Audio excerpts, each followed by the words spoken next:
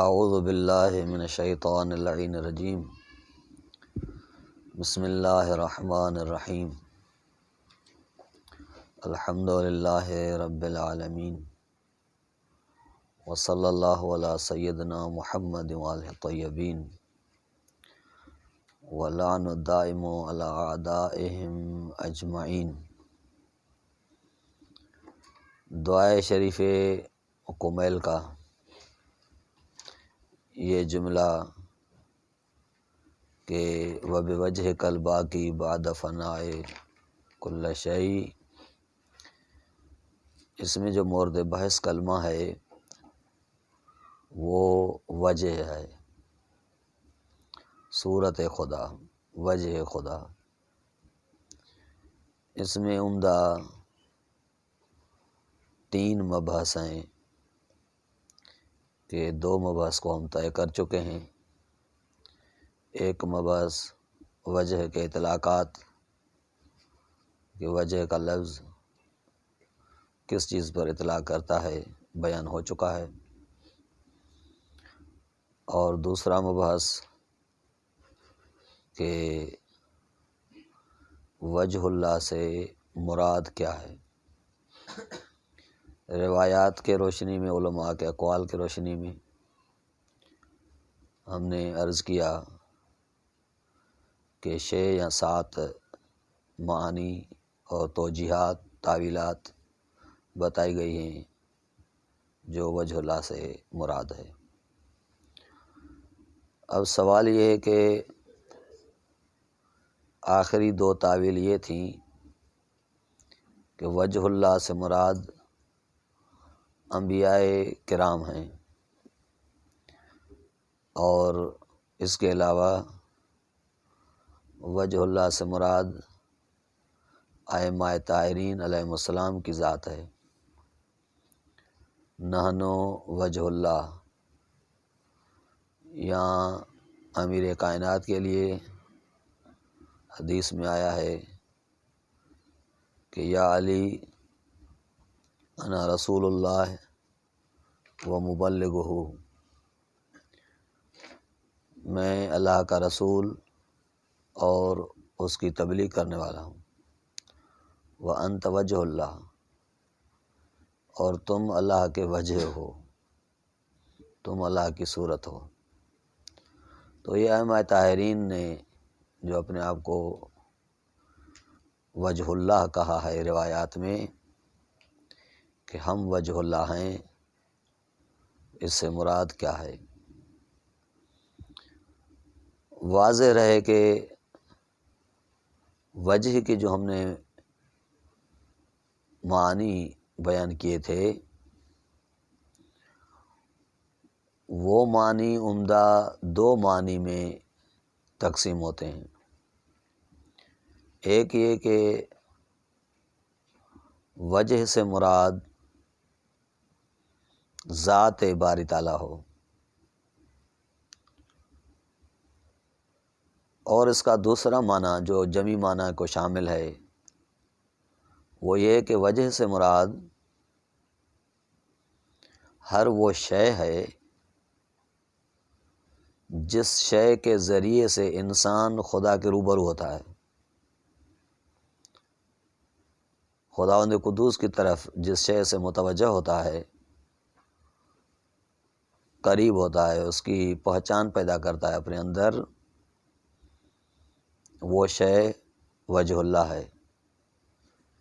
پھر وہ دین ہو، اطاعت خدا ہو، اسماء خدا ہوں، یا کوئی اور شے،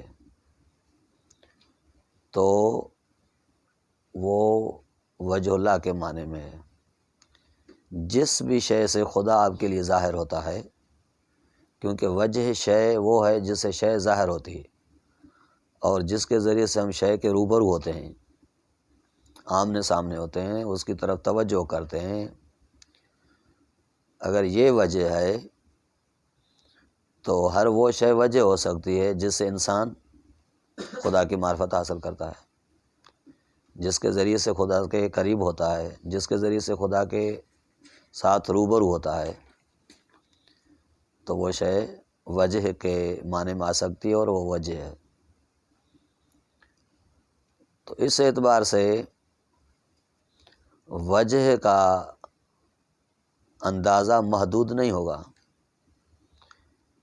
جیسے ایک محدود اور مخصوص جگہ پر انسان کا وجہ ہوتا ہے، انسان کی صورت ایک خاص جگہ پر خاص جہت سے ہوتی ہے۔ خداوند قدوس کا وجہ کسی خاص جہت سے نہیں ہے،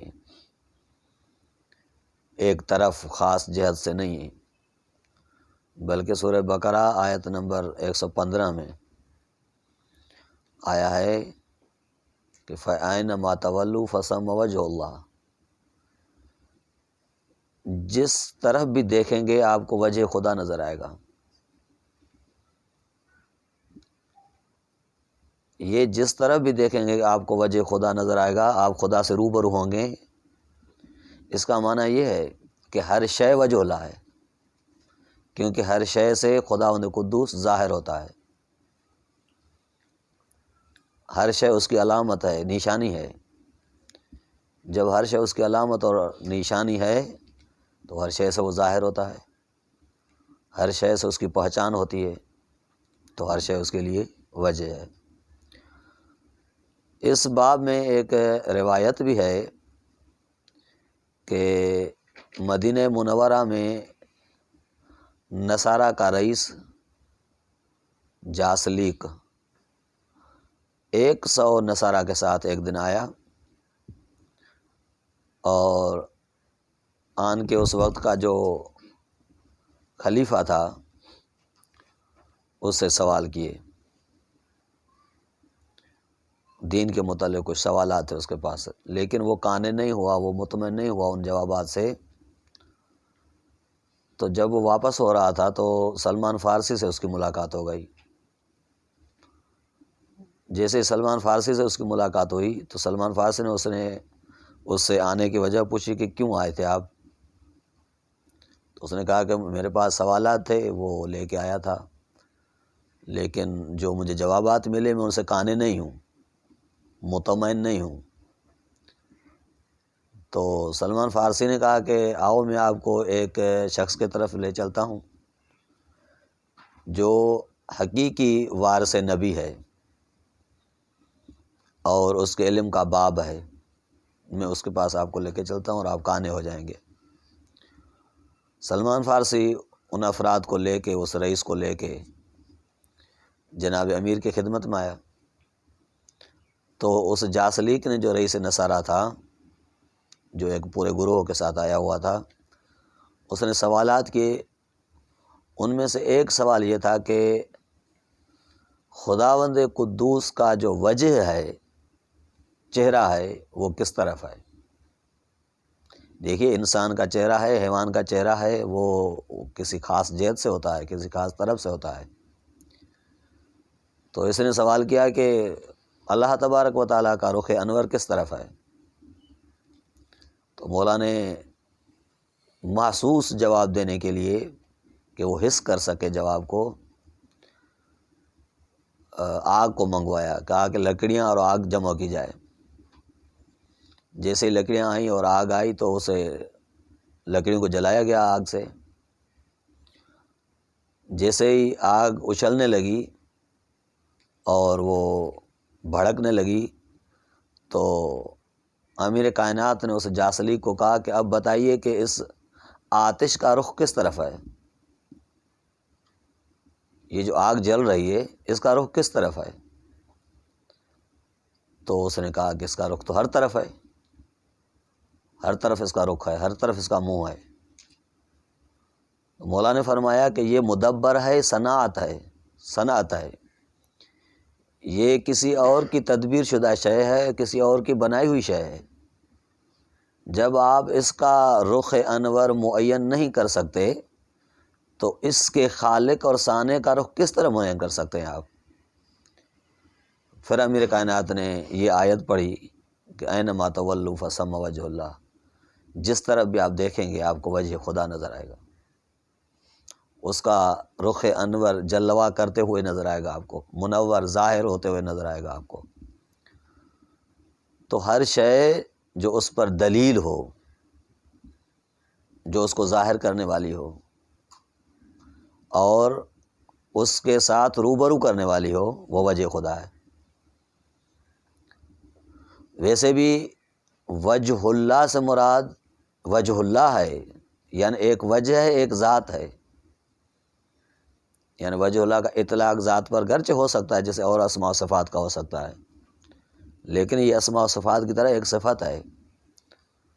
تو جس طریقے سے اسماء و صفات لفظی بھی ہیں، غیر لفظی بھی ہیں، اس طریقے سے یہ بھی وجہ غیر لفظی ہو سکتا ہے، اور ہر چیز وجہ اللہ ہے۔ جب ہر چیز وجہ اللہ ہے اور اس پر دلیل ہے، اس کو ظاہر کرنے والی ہے، تو سب سے بہتر چیز جو ظاہر کرنے والی ہے، یعنی ظاہر کرنے والی اشیاء میں سے جو مصداق اتم ہیں، وہ انسان کامل ہوتا ہے، جو زیادہ تر خدا کو ظاہر کرنے والا ہوتا ہے، جو زیادہ تر اس پر رہنمائی کرنے والا ہوتا ہے، دلیل ہوتا ہے۔ تو وہ انبیاء کرام اور ائمہ معصومین کی ذات ہے کہ انبیاء کرام اور ائمہ معصومین خداوند قدوس کی ذات کے لیے دلیل ہیں۔ نحن ادلاء علی ذات اللہ، ہم ذات خدا کی طرف رہنمائی کرنے والے ہیں۔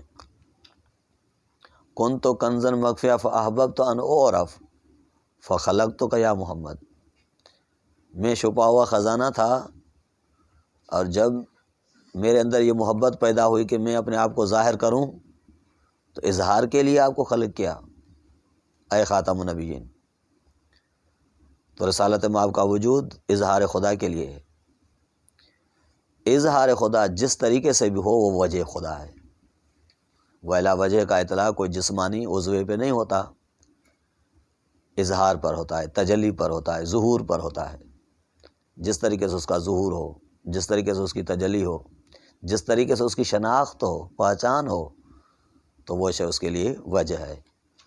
تو اعلیٰ ترین وجہ کا درجہ جو حاصل ہے وہ ائمہ طاہرین کو درجہ حاصل ہے۔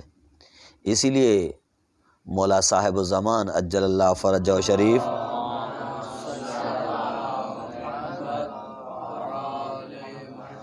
کے لیے دعائے ندبہ میں ہے این وجہ اللہ الذی یتوجہ الیہ الاولیاء، وہ وجہ خدا کہاں ہے جس کے ذریعے سے اولیاء خدا کی طرف متوجہ ہوتے ہیں۔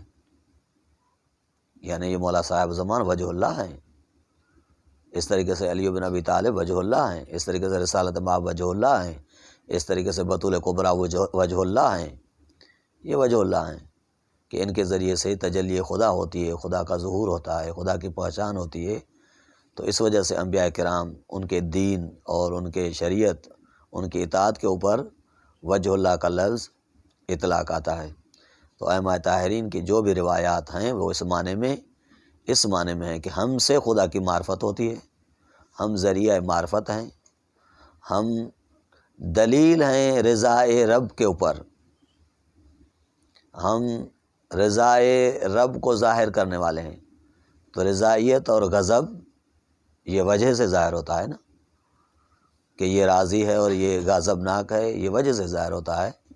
جب یہ چیز وجہ سے ظاہر ہوتی ہے تو یہ اس کے مظہر جو ہیں ائمہ طاہرین ہیں، انبیاء کرام ہیں، کہ جن کے ذریعے سے ہم سمجھ سکتے ہیں کہ خداوند قدوس غضبناک ہے یا رضا مند ہے۔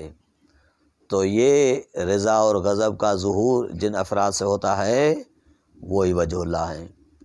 تو یہ سب کچھ ائمہ طاہرین کی طرف سے ہوتا ہے۔ اسی لیے وہ بنور وجہک الذی اضاء لہ کل شیء ہے۔ اسی طریقے سے وہ بنور عظمتک التی اضاء لہ کل شیء و بنور وجہک الذی و بوجہک الذی اضاء لہ کل شیء، یہ چیزیں ہیں جو وجہ خدا میں استعمال ہوتی ہیں۔ انشاءاللہ اگلا جملہ کل عرض کریں گے۔ وصلی اللہ علی محمد وعلی الطیبین الطاہرین۔